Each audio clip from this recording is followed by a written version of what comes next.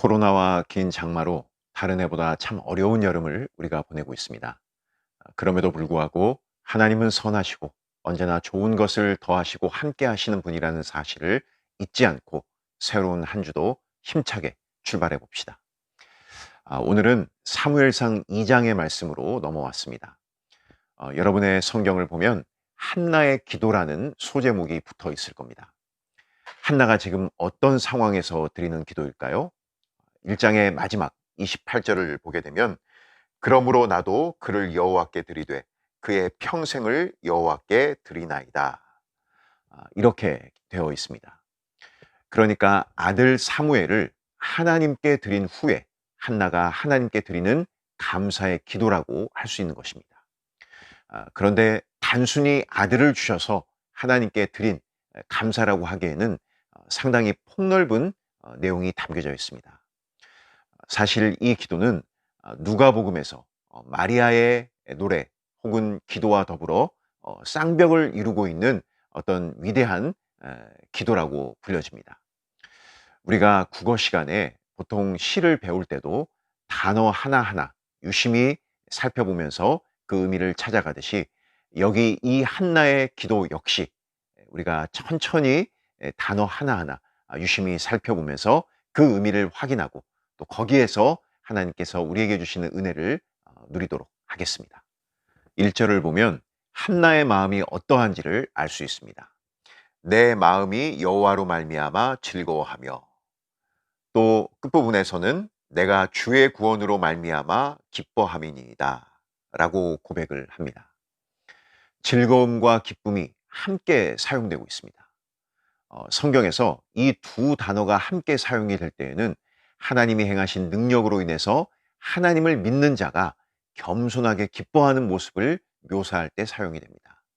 특별히 하나님을 대적하고 교만한 자를 무너뜨리시고 하나님 편에 선 겸손한 자를 일으키시는 그 하나님의 능력을 경험할 때 즐거워하고 기뻐하는 것이죠.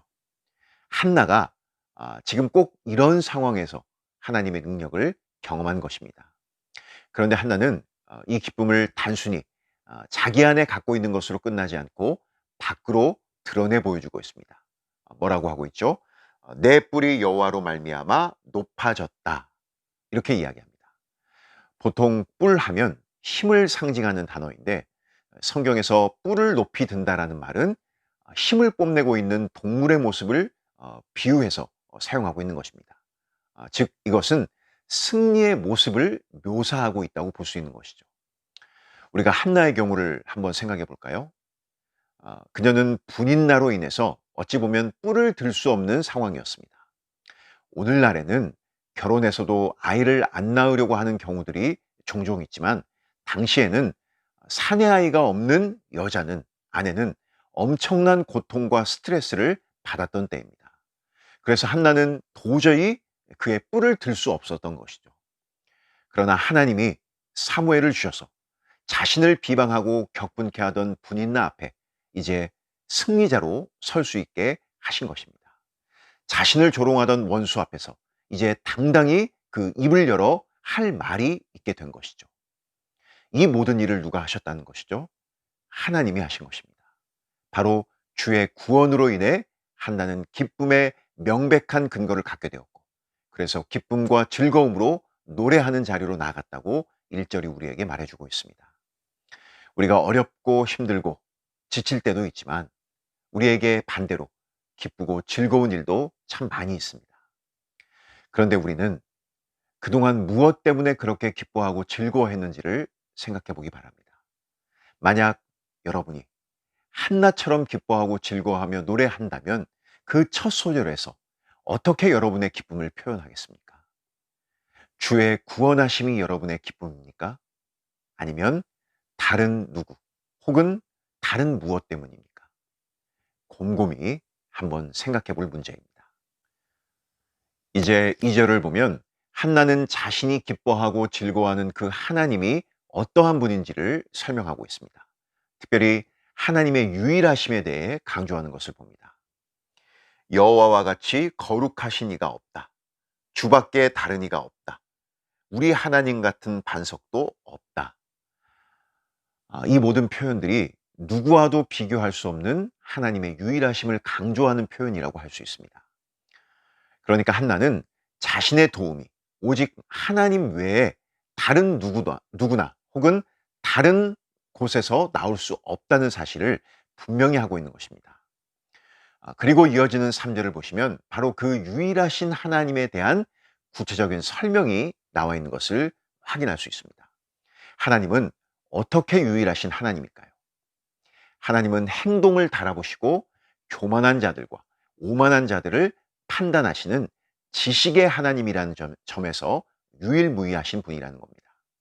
다시 말해서 하나님은 교만한 자들의 악한 짓을 평가하고 개입하시는 하나님이라는 점에서 독특하고 유일하다는 얘기입니다.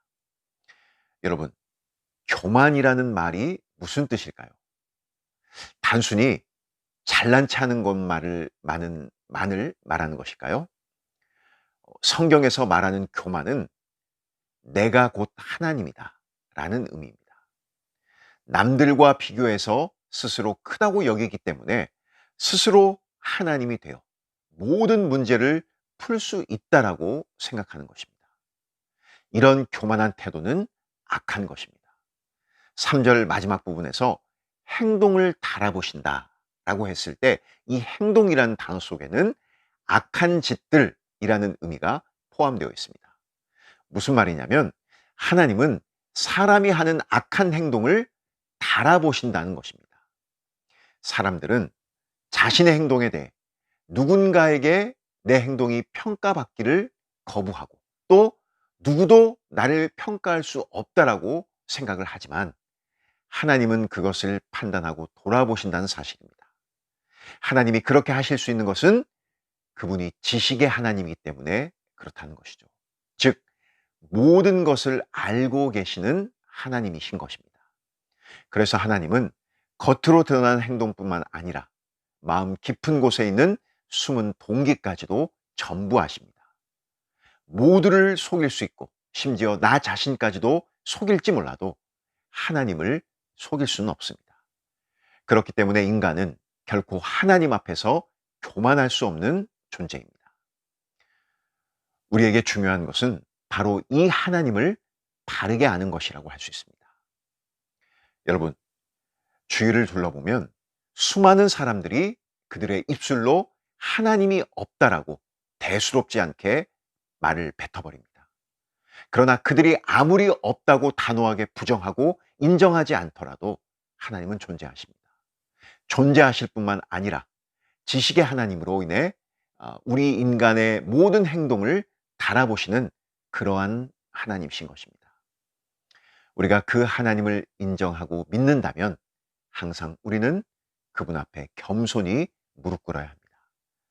1장에서 한나가 자신을 주의 여종이라고 철저히 낮출 수 있었던 것은 바로 그 하나님을 알았기 때문입니다. 오늘 우리는 한나의 기도 중 3절까지의 내용을 확인했습니다. 먼저 나의 기쁨과 즐거움은 어디에서 오는지를 오늘 한나의 고백을 통해 생각해 보기 바랍니다. 혹시라도 나는 전혀 기쁘고 즐겁지 않은데요? 라고 생각이 든다면 나에게 하나님이 어떠한 분인지를 다시 질문해 보기 바랍니다. 성경은 나 같은 죄인을 위해 하나님이 예수님을 보내셨다라고 말씀하십니다. 만약 상상이지만 이 세상에 나 한 사람만이 살고 있다 하더라도 하나님은 예수님을 이 땅에 보내셔서 십자가에 못 박혀 죽게 하심으로 나를 구원해 주셨을 것입니다. 그런 사랑을 받은 우리가 정말 기쁘고 즐겁지 않을까요? 깊이 생각할 문제입니다. 그리고 하나님을 바르게 아는 것의 중요성을 우리가 함께 이야기 나눴습니다. 하나님은 유일무이하신 지식의 하나님이십니다. 여러분이 하나님을 믿으십니까? 우리 중고등부 모두에게 이 하나님을 더욱 사랑하며 알아가기 원하는 마음이 가득하기를 바랍니다.